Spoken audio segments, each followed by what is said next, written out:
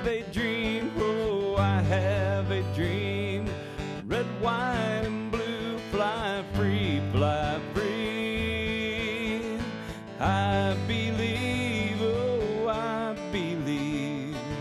Will you dream with me? Hello, everybody. Good morning from the Axe Media Studios. And my name is Louis Michael. Don't adjust your monitor or anything. Lynn Morris is out today. I think he's vacationing, possibly in Florida. The guy works every day of his life. And I'm sure he's probably in Florida answering emails and working as we speak today as well. So, Lynn, we miss you. We know you're probably tuning in. So take a break, go have a drink of water and a dip in the ocean and have some fun down there with your beautiful wife. But my name, like I said, is Louis Michael, and I'm here with co-host Don Blackard. Good morning. How So are good you? to see you, Louis. Thank you. We've missed you. I know. Yep. I've just been working away. It's good to be back. We're so glad you got pardoned, and we're really pleased to have you back in studio. Yeah. Well, thank you so much for covering. And you guys had some fabulous shows while I was gone. We did. We know you work hard, and you've been really busy, so we have missed you, and we're glad you're back.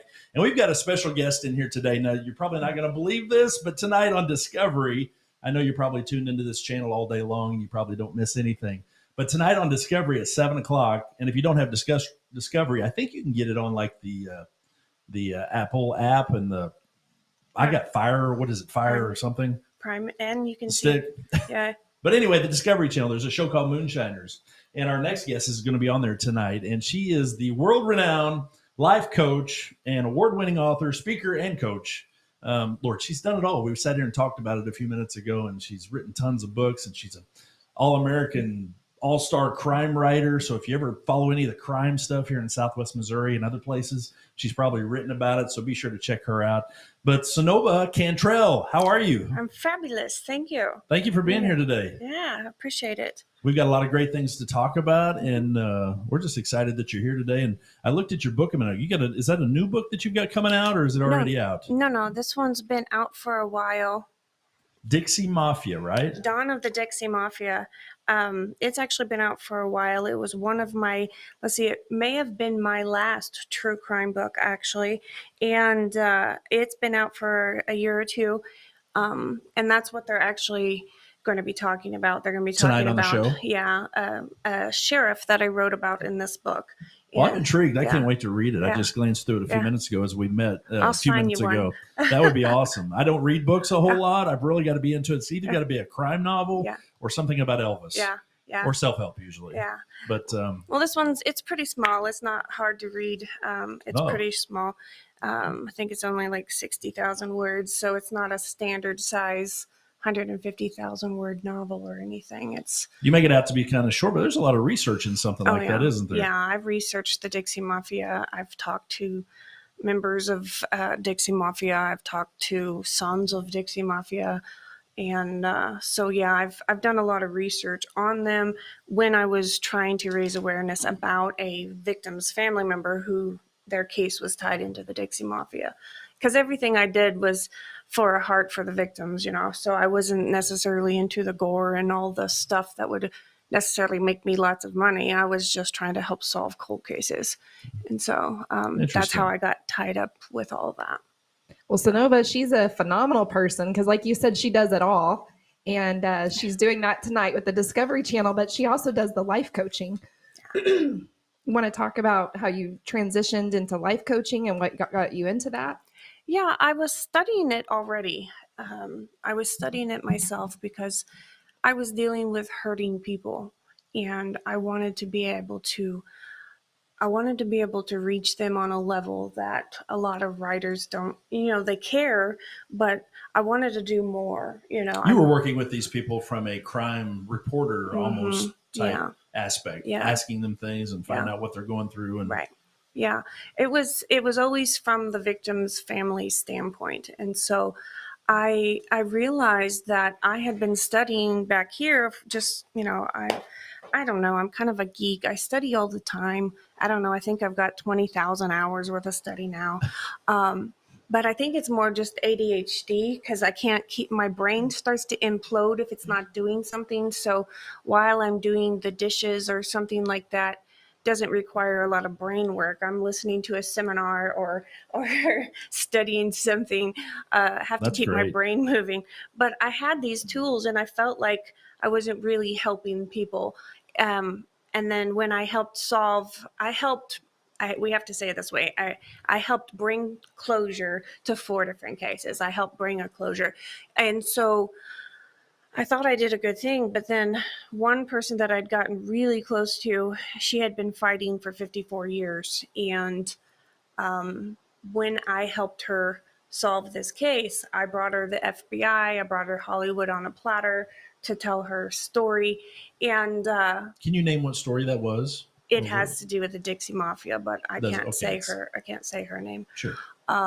But when I did, it was almost like I took her identity from her.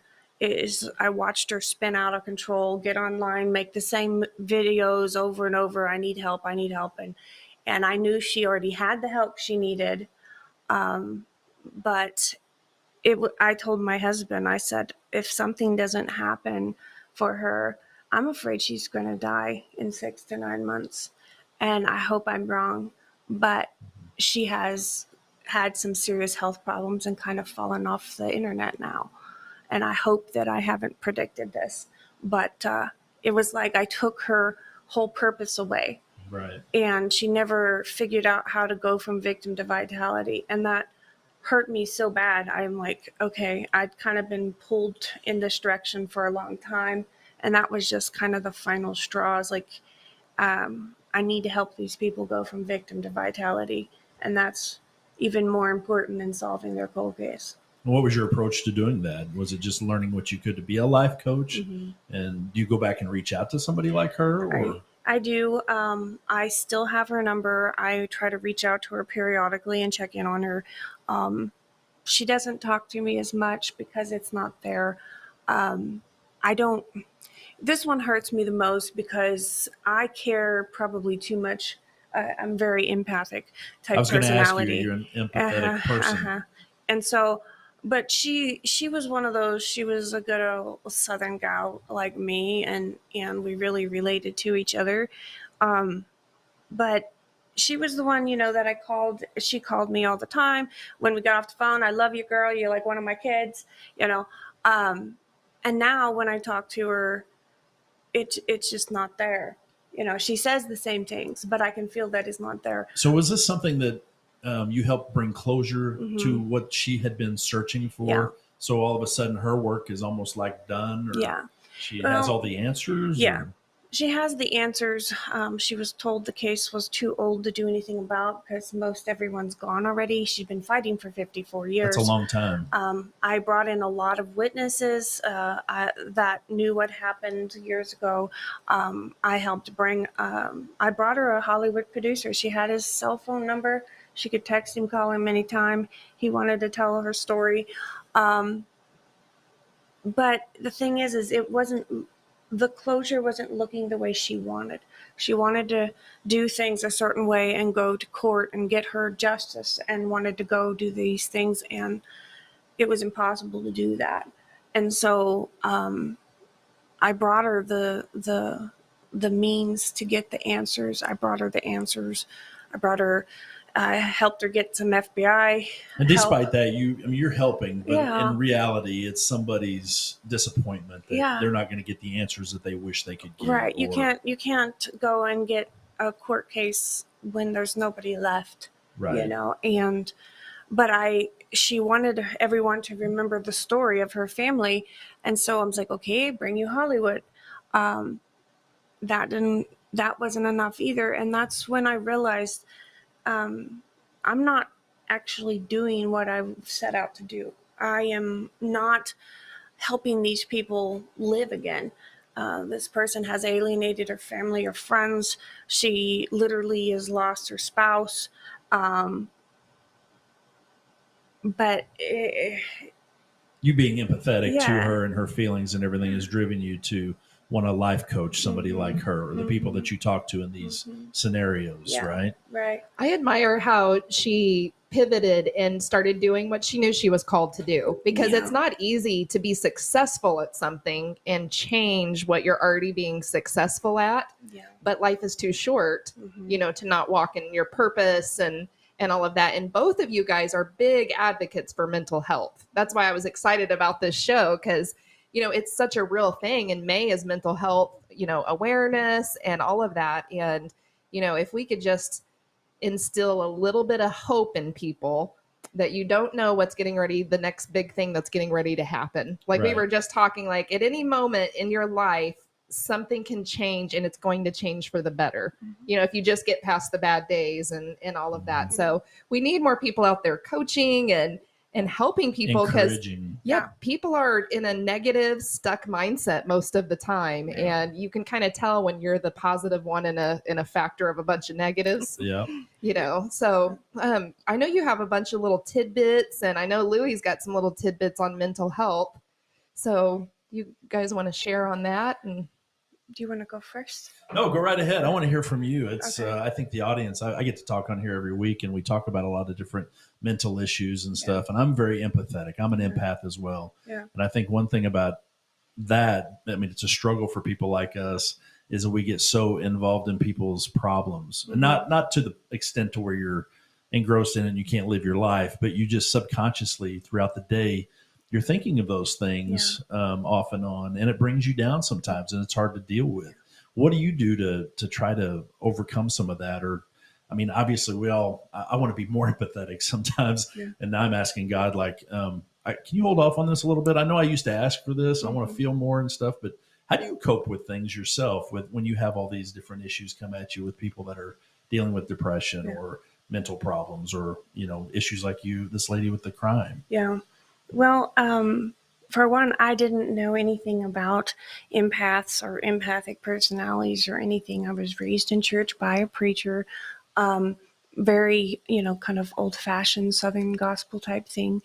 And that wasn't talked about. So I always thought something's wrong with me. Really? Something's wrong with me. What's wrong with me? Why do I even care? And then I started, when I first got into all my study, I realized what the deal was. When you're so connected with the people around you, you literally feel their emotions. And whether you're paying attention or not, you cycle it through your system. And you can either take that in or you can release it. And that's the main thing. I have found that when I'm in a big crowd, I'm very social. I can work a crowd. I've been on stage all my life. We used to tour 6 nights a week, with a little Southern gospel group. And so being in front of people isn't the problem.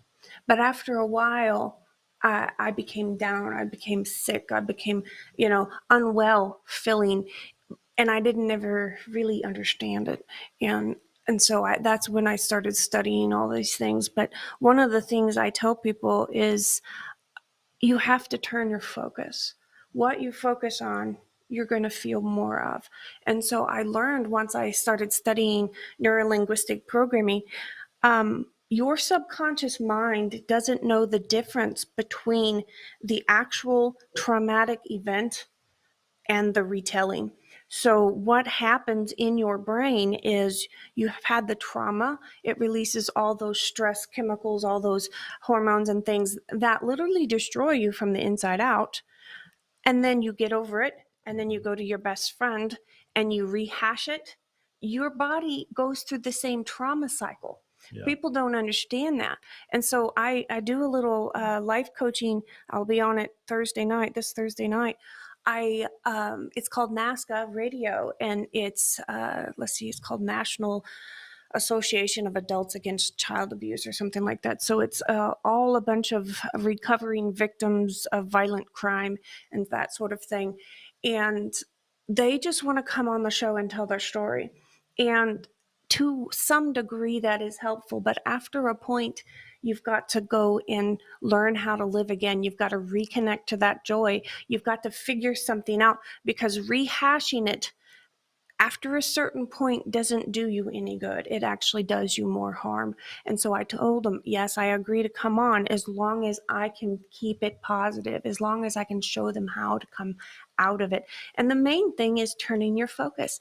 It's so easy to do and so hard to do at the same time. Because people tend to dwell on things like that of their past, whether they were molested as a child or abused in any way from a spouse or whatever. You tend to think about those things. You compare new situations to those things. And it's kind of like that. I always tell everybody, you've got an internal file cabinet, your subconscious, that keeps everything that you've ever experienced your whole life.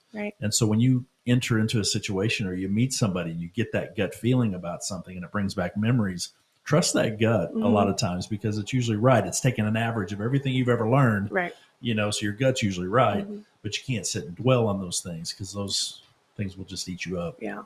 Well, and that's basically it. When you, everything that you don't pay attention to is still being stored. You have this, I call it a mind attic. You know, I'm a fan of Sherlock Holmes. I'm a fan. Sherlock Holmes. You know, and so I can see that. Yeah. Crime writer. She likes to investigate. So, but he says you have a mind addict and you have to be careful what goes in because you only have so much space. And I thought, well, yes, that's true. But what we don't realize is back deep in those dusty, cobwebby corners is a trunk full of trauma that we haven't released yet. We've hid it back there, but what we don't know is that trunk is powerful and it is affecting every decision we make. So do people need to unpack that trunk? We need to unpack it. We need to sit with it is the thing. I'm a fighter, so I'm always thinking I gotta fight it, just suck it up, fight it. You know, we was talking about Rocky and all that before the show. That's me. I'm like, you know, Rambo, he gets beat half to death. He's bleeding all over the place. He should be dead. And he gets up one more time. And I'm sitting there going, now I know that's Hollywood and you can't really do that. When you get shot, it hurts. You're not going to get back up, you know? But I'm thinking that's the way I have to be every morning when I get up. Face it, and you got to take it on head on. So I'm a fighter, but then I realized sometimes fighting against it is giving it more power than we realize. Sometimes we have to be that little girl or little boy. We have to climb those dusty stairs and sit in front of that thing. We've got to sit there and ask God to be there with us. We got to open it up and just let it be, because we can't erase it. We can't fight it. We can't throw it out, but we need to let it be. Where does forgiveness come in on that? Forgiveness is something that people completely misunderstand. Forgiveness is not for the abuser. Forgiveness is not for them. Forgiveness is for you, okay? When we forgive, you sit in front of that trunk of trauma and you've opened it up. You have to sit there and think, yes, that was wrong. Yes, that person hurt me. But I refuse to get emotionally involved in this situation anymore. And that's what forgiveness really is. Forgiveness isn't saying that it was okay. Right. Forgiveness isn't saying that you have to reconcile with the abuser. Forgiveness doesn't say any of those things. We have tied all these definitions to forgiveness that aren't involved in forgiveness. Forgiveness says, I am going to forgive this situation because I refuse to let it affect me anymore. And then you go on, you shut that trunk, you go back downstairs, and you get on with your life. Now, I'm not one of those that say you only have to do that once either. It takes some time. You know, sometimes you have to open that trunk and sit there for a while. You know, you said something earlier about how we are thinking about the past and constantly dwelling on it. I got to researching, there's two different ways you can look at the past. It's rumination or introspection. Now, rumination is a funny word. Okay, rumination means to dwell negatively, but there's a second definition to rumination in the Webster's Dictionary. And it sounds gross, but it should be the first definition. Which is? A cow chewing cud. Over and over. Now, if you think about this is the most disgusting thing ever, because they swallow they regurgitate, chew it again, And swallow how many times again. do we do that in our life, torturing ourselves? Exactly. So when we're looking at the past, we are regurgitating, we're chewing it again, and we're swallowing it back. Yep. And so, and then, you know, when I got to studying, you know, the NLP stuff, your body reacts the same way. It still has the same trauma response. Every time you regurgitate it and chew it again, you're getting the same. Your biochemistry, your energy levels, your frequency levels. See, I did a little video here a few weeks ago. Every organ in your body has its own little tiny electromagnetic field around it. Your heart gives off one that can be reached up to 3 foot away in every direction. They can measure your electrical field around your body. Okay. When you are ruminating on the negative, yes. When you're re-chewing that nasty stuff, they can feel a difference in your energy. So I made a joke. I was like, the hippies were right, you know. It was all, of course, you know, not about, you know, all the hallucinogenics and things like that, but you know, it's all about the vibes, man. Yeah, it is the vibes. And you know what? Your spouses, your children, everybody senses that around you. If you're, you know, and I'm one of those people. I wear my feelings on my sleeve. Me too. And if somebody sees that I'm upset, pretty well sure I'm upset about something, or if I'm mad at them or whatever, just because I can't hide it very well. But the same thing is when we regurgitate memories, we get in that funk. And especially if you deal with depression or anxiety or PTSD, you go back there. That's what it is. It's post-traumatic stress. You're just doing it all over again. You are. And that's the thing. When we get up there and we sit in front of that trunk of trauma, we need to realize that it is what it is. And we have to get to the point where we can say, it wasn't okay, but I'm going to be. Right. And then you're going to have to, you know, it's people say, well, I'll let it go. Well, you know, there's some things you just can't. Yeah. You know, you cannot remove that trunk from your subconscious. It will not go. It was an experience that was nailed down with emotion, extreme emotion. You can't get it out. But you can sit with it and say, I will not let this hurt me anymore. You know, you said something a minute ago, and I can't exactly think of what it was, but it had to do with forgiving people. And there's people that have hurt us. And part of that forgiveness is letting things go. It doesn't mean that you have to go knock on their door and give them a big hug. Absolutely and say, you know not. what, I No. forgive you. No. Everything's going to be fine. No. Some cases, yes, maybe. Yeah, you may be called to do that, but usually it's because they are being worked on emotionally as well. Yeah. You know, as I've grown older, I've realized that I don't have to have that connection with them anymore. They hurt me, and I was close to them at one time, but it's okay that I don't talk to them. Yeah. Had an instance here a while back. I just had a family member pass that I went and saw him the day before he passed. And I was glad I did that. Right. You know, there was things that, you know, maybe I should have been mad at him. Maybe I shouldn't have been, or, you know, held grudges or whatever, but I forgave him. And a long time ago, it just wasn't that I could be a part of his life forever. And that's okay. So we unpack those things. It just makes your life a little easier if you can just let it go, forgive them, forgive yourself, and move on. Right. But I'm going to take a quick break real quick. We've got some sponsors we got to tell everybody about. And I don't have the phone numbers written down, so forgive That's okay. me. Do you have these memorized? They're going across the screen, so we're good. Well, good. Brad Pisteau is one of them. He's one of our sponsors here that he takes good care of Lynn and Dawn, and he hasn't taken care of me yet because I haven't called him. But maybe one of these days when I get a few nickels, I'll call him. But apparently you don't even have to have 3 nickels. So no, because he gives free books. He's wrote 2 best-selling books, and if you call the number there, they will send them to you so you can become Money more Matters. Yep, right? and bulletproof. Bulletproof, yeah. Apparently Lynn found this guy. He went all the way to Florida. Of course, Lynn's in Florida now, but Lynn was needing a money manager when he sold his business. And he's down in Florida, and he's reading a USA Today about this guy. And he's like, hey, this guy sounds pretty smart. I wonder where he's at. Well, it turns out he's in Ozark, Missouri, of all places.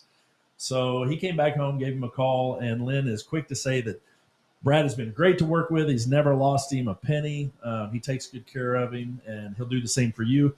If you are out of the area, out of Southwest Missouri, you can still call them. They'll send you a book still, and he's got a lot of different people he can refer you to that he works with all across the country. So, and now, right now, it's probably more important than ever to know where your money's at and having some retirement left over, because it's a little spooky out there right now, and I think Brad can steer you the right way. Yes, absolutely.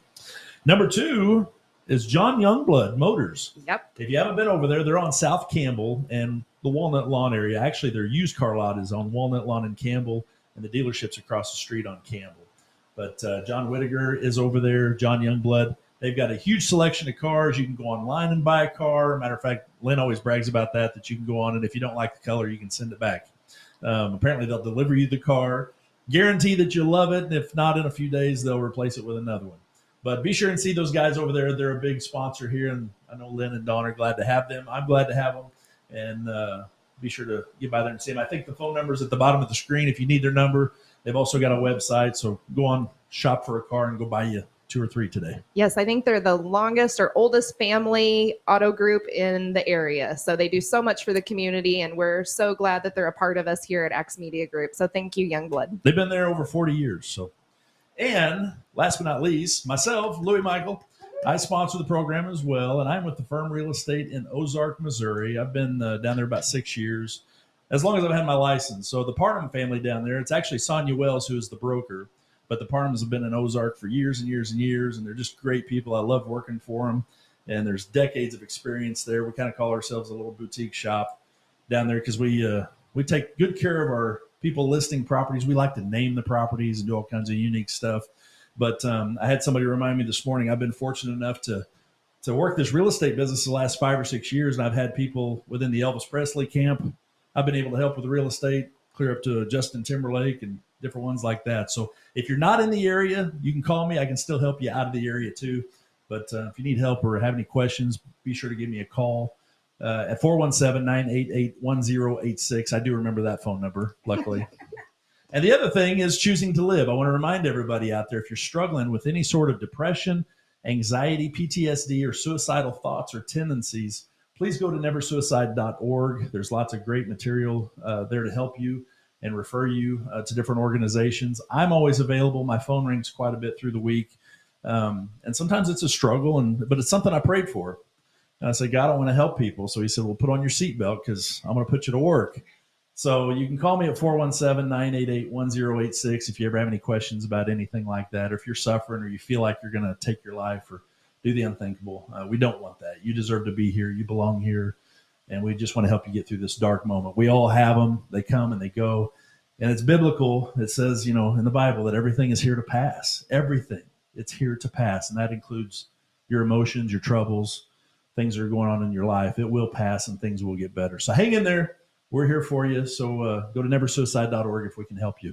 Now, we've got about 10 or 15 minutes left, don't we? Mm-hmm. Have you got a subject in mind, Dawn, that you would like for her to hit on before we lose her? Well, I just want to say something to both of you that I am just so proud that you guys advocate for people and people to champion themselves. And you guys are both very authentic. You guys don't hide behind a mask. You guys tell people how you feel. You're very open on social media and all of that. And I think we need more authentic people. You just got to be honest. It's and I'm not the smartest cookie in the pan. I'm not the guy that's had all this schooling, and I wish I had the life coaching behind me and stuff, but I've struggled. And I think that's been my big connection with people is I've spent my whole life since childhood with depression. Yeah. And it wasn't because I had a bad home life or anything. I just dealt with something, and being an empath made it worse sometimes. Yeah. And getting through high school and trying to take my life, as a 18-year-old. I've been there. I understand those feelings. And I know that dark cloud. And there's still days I wake up now that I go, Lord, why am I here? What am I doing? Yeah. And there's nothing fake about that. It's just who I am and how I am. And I want to help other people get past that. And I know you do too. It's very important to have the knowledge of why your brain works the way it does. Yeah. And I'm always intrigued hearing these different. Well, I started studying this stuff to help myself because I was a victim of a sexual molestation as a child and was so I took the blame onto me. I took everything onto me. Which is what we I do. was a preacher's daughter. And so I was scared to tell anybody. I was afraid. And so I was 30 before I ever told my mother. My dad still doesn't know. I won't show him the show because I don't want him to find out, But here's the thing. This is something that I was probably 36 and studying before I ever heard this. And this is a quote by Jim Rohn. It says, happiness is not something you postpone for the future. It's something you design for today. And this is Yes. something that I wrote that in the last tag on the song I played for you before. Happiness is something you design. It's not going to come to you and give you peace of mind. It's something you have to design. And We have to be conscious of it and think about it. you And do. how's today going to affect my life? Right. I can either wake up and be hateful to the waitress when I go have breakfast, or I can be kind to her. Right. I can be nice. And it Right. changes your whole day, It and does. hers or Well, his. I was dictating on my next book, Whispers of the Mind, and I you know, sometimes the Lord gives you thoughts and they don't come from me. And my mom reads all my notes and things. She goes, "Where did this come from? How did you?" I was like, "I don't know. I don't know." I go back and read sometimes because I'm like, I don't know. I need an answer. Well, when I was dictating, and this is a visual thing, so do you guys remember the legend of Pecos Bill, where he was this big, big bad cowboy who would rope a tornado in Texas, tall tales. Yeah. He would rope a tornado. Well, I want everybody to understand that there's 4 seasons in nature. Okay.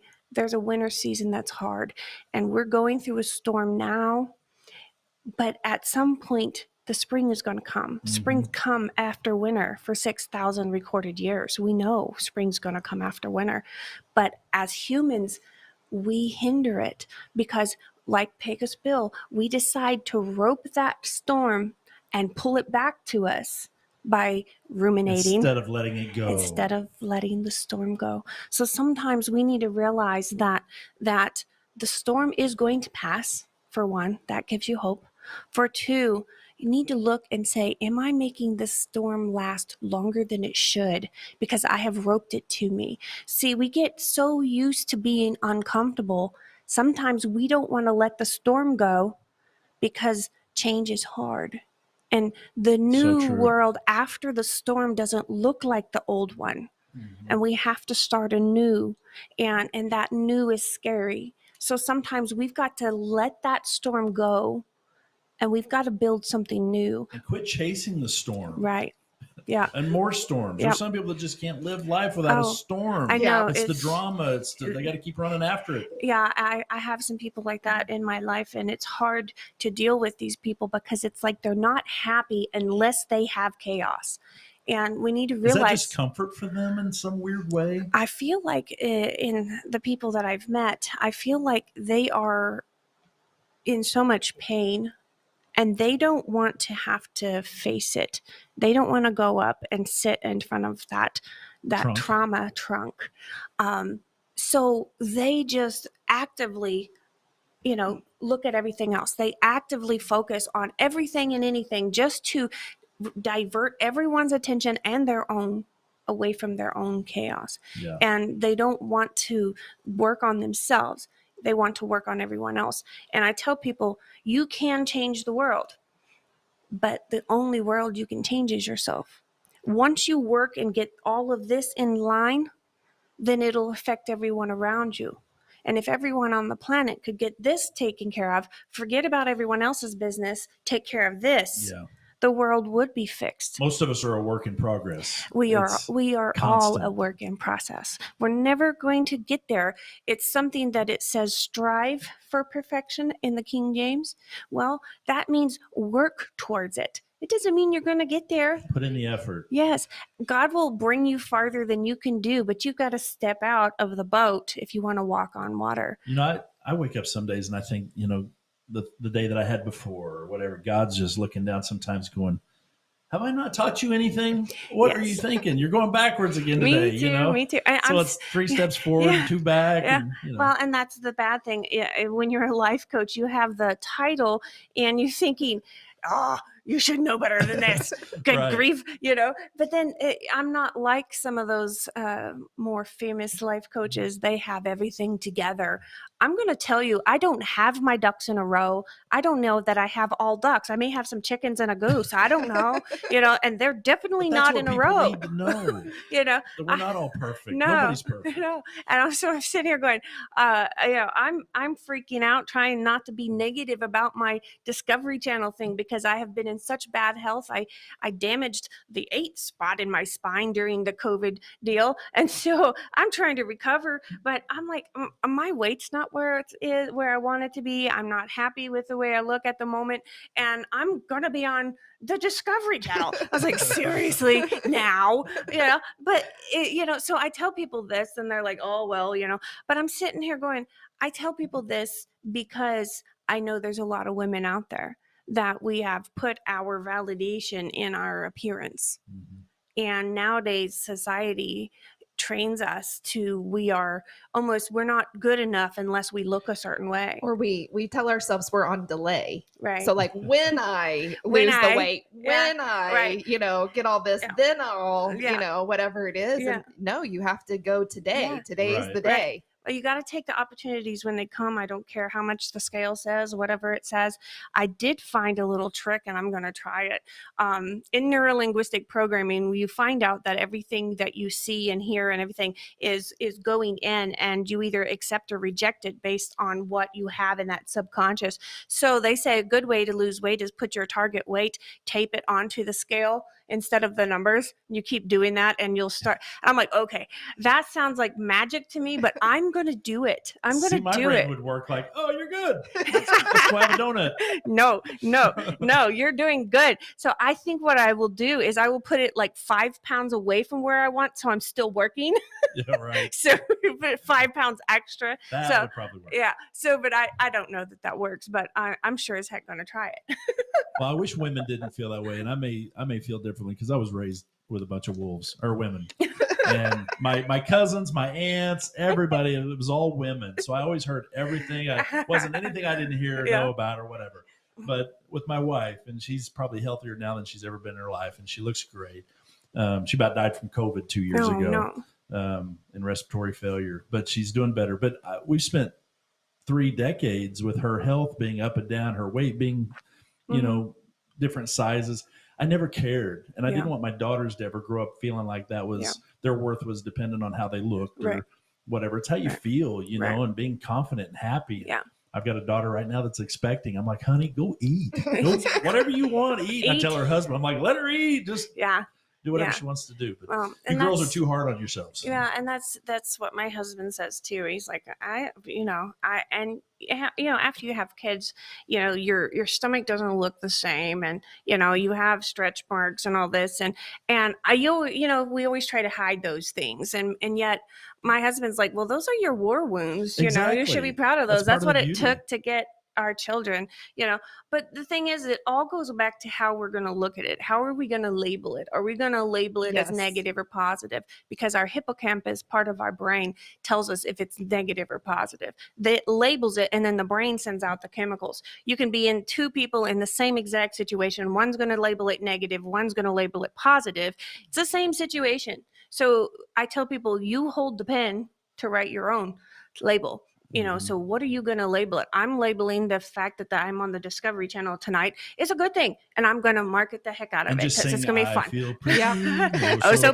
So pretty and witty. And but that's the thing. We have to, words, positive drive, positive influence. Well, some people just get in the total just merry-go-round of the same negative script constantly in their head over and over again. And I'll give you an example, just like weight in general. If you wake up and you're upset that you have this weight on you, but then you get to work and you have that moment, am I going to take the stairs or am I going to take the elevator? I am that one that in that moment, I have to check myself and say, no, we're taking the stairs because today's a good day and it's going to be a better day every day instead of getting on the elevator and thinking about the same thing that you're thinking and not taking actionable steps. And so it's motivation, choosing to live is like a muscle. It is. Like you have to choose to flex that muscle on a constant minute by minute basis in your life. And even if you get off a little bit, because we all do, you know, and we start to follow that rabbit trail of Right. some negativity. You Right. have to just check that muscle and be like, nope, back in the game, back in the game of life. Right. Yep. Well, success or failure is all comes down to your micro habits. Whatever you do on a daily, you know, the stairs or the thing, you know, and whether you realize it or not, you know you need to take the stairs. And so when you don't subconsciously, that's like, oh, and it hurts your self-esteem. You do that so many times, and then you feel bad about yourself. And because you may not take that active decision to do that, but subconsciously you knew what you needed to do and you didn't. And so it's hurting your self-esteem Then just you're kicking by yourself in the tail yes, just by later. making the wrong choice. My teenager's going through some issues as a teenager, you know, teenage boys. And so he plays the guitar. And so I brought out Possum Jones choice. I was like, here's the chord progression. Here's the words. Learn it. I've had You know? choices. Since Yep. the day that I was born, you know. So this is what we need to understand. We can choose Yeah. life or death. Life or death is in the tongue, and we say things to ourselves that we would never say to another human being. Isn't that the truth? Yeah, and we need to stop it. So Nova, tell them how they can get a hold of you. Tell them about your website and how can they follow you on socials. I'm on Facebook. I accept all friend requests unless you look like a serial killer or a spam account. I will accept it. I know some really nice people that yeah. look like serial killers. Yeah. My husband. I was harassing him the other day. He got his driver's license renewed, and he's a country boy, so he just buzzes his hair off, you know, in the summertime because he's out, you know, working in the yard. And I was like, that looks like a convict photo. Mugshot. Yeah. So, but Nynova Cantrell or Nynova Inc. on any social media platform, you'll find me. NynovaInc.com. They can get your books. Yes. There. Yeah. as well? That's my Okay. website. You can jump. It's kind of a jumping off place. You can go to the true crime. You can go to the author coaching, or you can do the self-help. It's all right there. It's kind of a jumping off spot. I think the author coaching is such a valuable service because so many people want to write a book, but you know, it's like, how do I start? Do I do the dictation? Do I do it on this? Do I, you know, and so she's there to help guide people. And how many books total have you written so far? Well, I've had I guess 18 published. Fantastic. Some traditional, some through my own company. I found out I could make more money if I figured out how to do it myself. But So I did. That's a lot of books. She's been Yeah. through the process. So Yeah. if you're thinking about starting in that process, that's what she said. I don't want people to start where I started. I don't want people to not know, you know, the path to take. And so she's like, I want to help get them to where they're actually going to be successful. So, Right. and then Louis, I want you to tell people how to get a hold of you because I know you're on TikTok for your cause and I'm following you on TikTok. So tell the people how they can follow you. Well, Instagram, I had to go by Mr. Louis Michael, but you can always put in Mr. Louis Michael or Louis Michael on Facebook, Instagram, or YouTube or wherever. I'm just about everywhere. But I'm always appreciative of friends that pop on there and say hello. We've got a ton of followers, a lot of people from other countries and different states that I don't even know, but it's fun to see people chime in and see what they're feeling and thinking. And I think for all of us, we just want to be an encourager. Right. And it's not for seeing how many people you can know or whatever, but Right. just finding that one person that Right. needs a helping hand and a little bit of encouragement for the day. So I'm really excited to get to meet you today. It's been a great conversation. It's been fun. And I've learned a lot, so I can't wait to get on your website and look around a little bit. And I'm one of those, I run nonstop Me and too. 100 miles an hour. So taking time for myself, I'm the first one to say that I'm not very good at it. And I'm a horrible time manager. And but I work hard at it. Yes. And I was supposed to get a haircut yesterday at 10 o'clock. And I had in my mind for 2 weeks, I couldn't wait to get my haircut because it's a big thing for me. I love getting my haircut. And so the girl calls me, my friend Andrea, and she's like, hey, it's 10:15 and you're not here and you're always early, you know, or did you remember? I'm like, in my mind, I woke up thinking 2 o'clock.